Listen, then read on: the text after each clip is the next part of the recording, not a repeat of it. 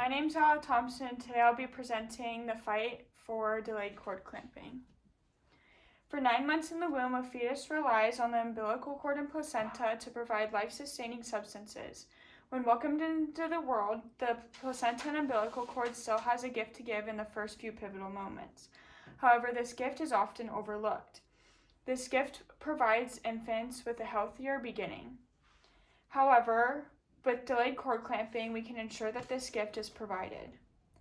Susan Bradley from Modern Mom stated in her 2020 article, Optimal Cord Clamping, How It Benefits Your Baby, how over 40% of babies in the United States have their umbilical cord cut much too early. This would otherwise lead to healthier babies.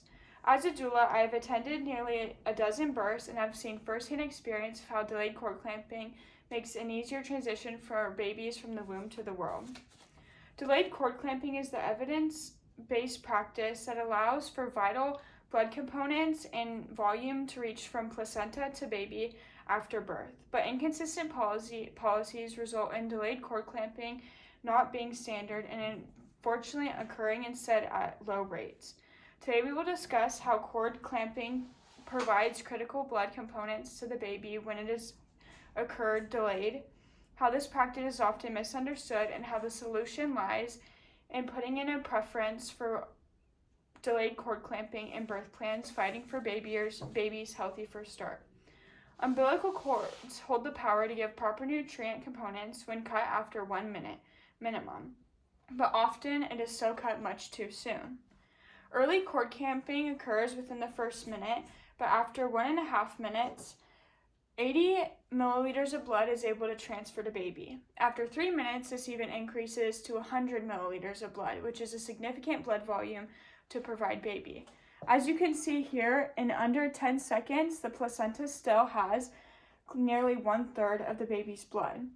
But after over 180 seconds, around average, most of that baby is able to naturally reach baby, and with it comes critical nutrients as well as increasing the baby's blood volume for development.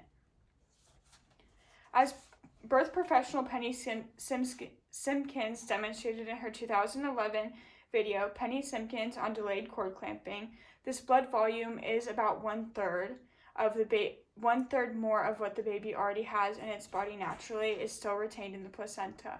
This blood contains hemoglobin, stem cells, and iron. These are all elements important for proper development of the immune system, neurodevelopment, and blood circulation. Due to these higher levels of blood, then there's higher levels of iron and hemoglobin when the placenta transfusion occurs at a successful way. This can actually reduce anemia in infants. Nearly 10 to 20% of infants in the United States alone suffer from anemia, and that can cause serious cognitive delays that infant would then have to deal with for the rest of their life. But infants who get delayed cord clamping actually have significantly higher iron and hemoglobin stores, especially within the first 8 months of their life, allowing them to get a healthier head start and while also getting a head start on preventing anemia. In the past, we did not have significant studies to show the long-term benefits, but now we do have mounting evidence that goes to show how delayed cord clamping is beneficial. Regardless, previously the standard of care until the mid-20th century was to allow the natural process of delayed cord clamping to occur. But due to lack of standardization since, cord clamping procedures have been to cut the cord much too soon due to this misunderstanding of potential benefits. In the 1950s, delayed cord clamping standard was to occur around 3 minutes post-birth, but sadly now this occurs even within 10 to 20 seconds, with average, if an infant is lucky, about 30 seconds after birth, because of lack of clear policies and actions made by medical providers and institutions. The World Health Organization put out a statement backed by evidence and studies in 2014 under their paper titled Delayed Umbilical Cord Clamping, calling for a universal policy. In the policy, they stated that 1 minute minimum should pass before the cord is clamped, let alone cut. Providers then expressed concerns that this may be harmful to the mom, especially with concerns of risk of hemorrhage, which many providers have. But they continue to go against World Health Organization recommendations regardless. This stems from a misunderstanding of the evidence-based findings that we now know. The findings, in fact, do show that the benefits do outweigh the risks. Delayed cord clamping actually helps reduce placenta retention and hemorrhage, which shows that there is a benefit to not only baby but mother.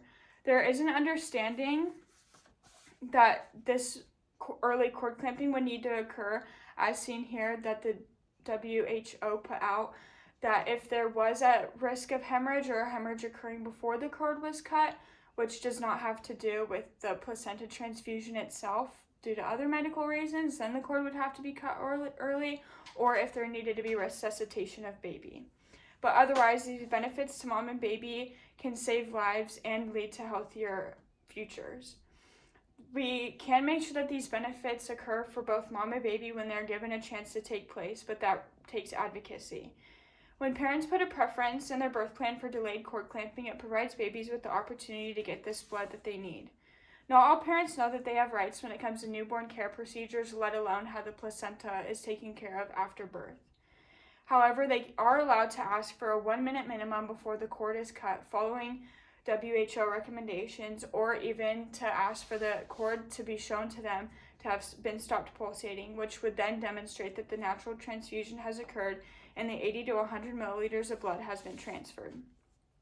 Increasing these conversations then increases providers' implementation of better practices when it comes to cord clamping, which in turn then forces institutions to examine current evidence that shows that there are benefits that are more long-lasting than the potential risks that don't have much to do with cord clamping itself and have more to do with other medical occurrences.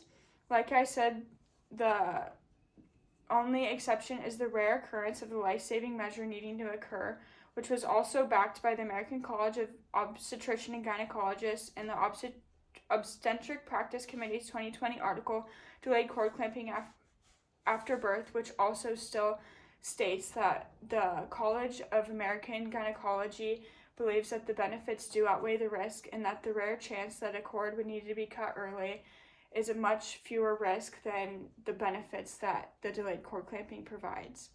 This is best stated in a birth plan as a wait for white request. Waiting for white allows for a clear indicator of when the cord would stop pulsating and the full transfusion would occur. This follows typically between 1 to 3 minutes after birth, respecting policies, providers, parents, and baby. As you can see here, as time lapses, you can clearly see how blood in the umbilical cord that is left decreases until the cord is almost clear or a milky white. We now know that the current practices deny babies vital blood that can help lead their life to a better start. But clear preferences in delayed cord clamping can instill this as a new standard and break the current misconceptions. Cord clamping between 1 to 3 minutes does allow for vital blood components to reach baby.